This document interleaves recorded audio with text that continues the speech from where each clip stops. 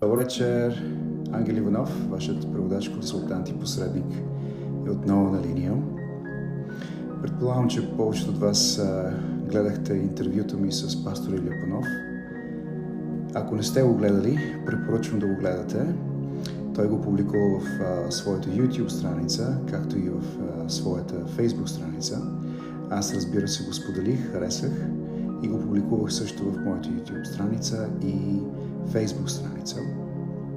Можете там да видите видеото. Видеото е озаглавено от другата страна и със сигурност може да намерите видеото в YouTube, както вече казах, в страницата на пастор Илия Панов. Много ми се ще да имаме една така дискусия с вас, макар и дистанционно, да чуя вашите отзиви, коментари. Пишете ми, поздравете ме, ако искате. Да се надявам, че коментарите ще бъдат позитивни като цяло. В това видео, разбира се, разказвам за моя живот и за хората, които така се повлияха в живота ми, за да мога успешно да завърша три университета, като последното ми обучение бе в Есекски университет в Англия. Там направих магистратура по човешки права, което, разбира се, също така говори, че аз имам високо ниво на английски език.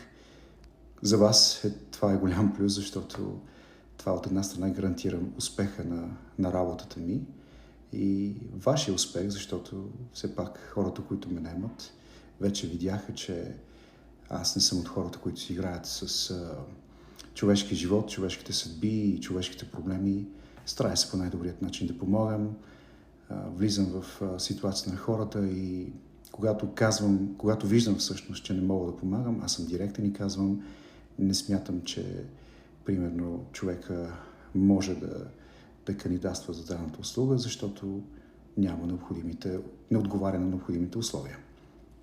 И така, това е накратко за мен и за моя тип работа, но отново се връщам към видеото. Моля, погледнете това видео, коментирайте, споделяйте, харесайте, абонирайте се за каналите ни и пак казвам отново, ще се радвам да чуя вашите коментари. Благодаря за вниманието и до скоро. Чао, чао!